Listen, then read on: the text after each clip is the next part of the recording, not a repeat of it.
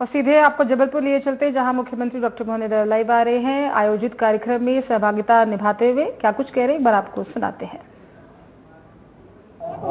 सोमवार और सोमवार के आज के दिन मां नर्मदा की पवित्र धारा के साथ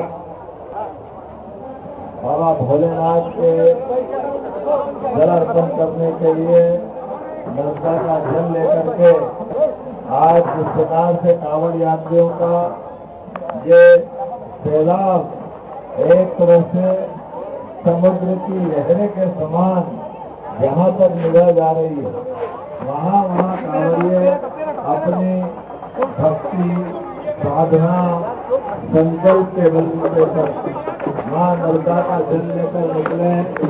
मां नर्मदा अपने जल के साथ शिव शक्ति का ये पूजा का संकल्प पूरा कराने के लिए अपने भक्तों के साथ इस यात्रा में उनके कांवड़ के रूप में शामिल है।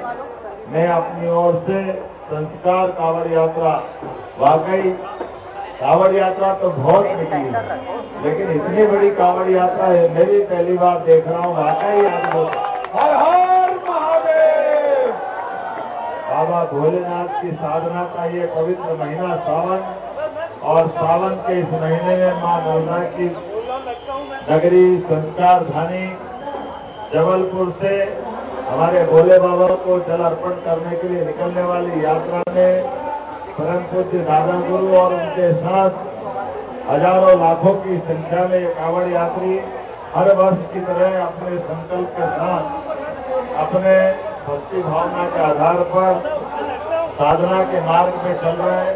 मेरी अपनी ओर से जबलपुर वासियों को, सभी कांवड़ यात्रियों को, प्रदेशवासियों को, देशवासियों को बहुत बहुत बधाई। हमारी सरकार भी धार्मिक पर्यटन के लिए, धार्मिक श्रद्धालुओं के लिए सरकार की व्यवस्थाओं के बलबूते पर सनातन संस्कृति की धारा को मजबूत करने के लिए सभी प्रकार से कार्य कर रही है।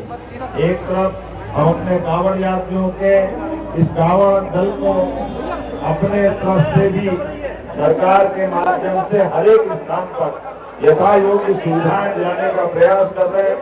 दूसरी तरफ सभी देवस्थानों को उनकी अपनी गरिमा और गौरव के हिसाब से उनके अपने निर्माण के और अलग अलग जन सुविधाओं सहित सब प्रकार की सुविधा दिलाने का काम कर रहे हैं। क्योंकि ये बात सही कि भारत के अंदर इसकी सांस्कृतिक जड़ों में अगर कोई है तो सनातन संस्कृति, और सनातन संस्कृति के माध्यम से हमारे सभी देवस्थान आत्म अनुशासन, जीवन में उन्नति की तरफ ठोस कदम बढ़ने के लिए घर घर अपने सकारात्मकता के बलबूते पर सनातन संस्कृति की धारा के आधार पर उत्साह, उमंग, उल्लास बनाते हैं। और आने वाले समय में हम सबको भविष्य के चुनौतियों से पार पाने का परमात्मा से आशीर्वाद भी दिलाते हैं।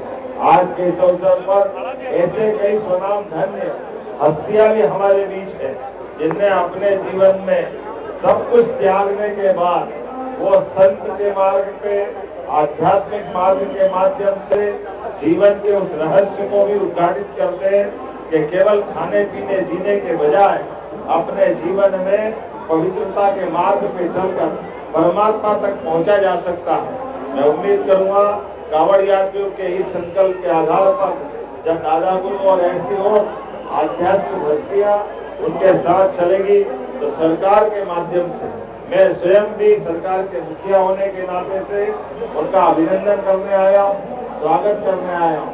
और दादा गुरु ने स्वयं जल के ऊपर जीवन जिंदा रह सकता है, ये इतिहास का बड़ा अद्भुत उदाहरण है। आज के दौर में बगैर खाए पिए अपने जीवन में केवल नर्मदा के जल के आशीर्वाद के भरोसे से वह जीवन यात्रा को चलायमान कर रहे हैं।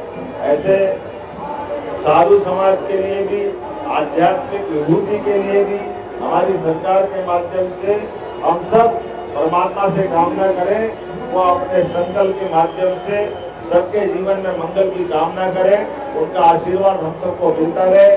जबलपुर के आज इस संस्कार धानी में मेरे साथ मंच पर मौजूद माननीय विधायक अशोक रोहाणी जी, माननीय विधायक अभिलाष जी, माननीय विधायक नीरज जी, माननीय जिला अध्यक्ष दोनों ग्रामीण जिला और शहर जिला रत्नेश जी और पटेल साहब इस अवसर पर जिला पंचायत के अध्यक्ष गोटिया भाभी और हमारे साथ यहाँ के नगर निगम के महापौर जगत बहादुर जी, सभापति रिंकू विष्णु जी, नीलेश जी, पुराने पूर्व विधायक और कार्यक्रम अध्यक्ष संदीप जैन जी, सब मित्रों के साथ हजारों की संख्या में, बड़ी संख्या में हमारे बीच अपने बीच सारे लोग मौजूद है। मैं सबका स्वागत करता हूँ, अभिनंदन करता हूँ और आपके माध्यम से एक बार फिर मैं बाबा भोलेनाथ की नगरी महाकाल से मेरा निवास का संबंध आता, लेकिन बाबा को कण कण में विद्यमान और खास करके नर्मदा के तो हर कंकड़ में शंकर दिखाई देते हैं। ये माँ नर्मदा की कृपा है, इसलिए मेरी अपनी ओर से एक बार फिर आप सबका वंदन, अभिनंदन।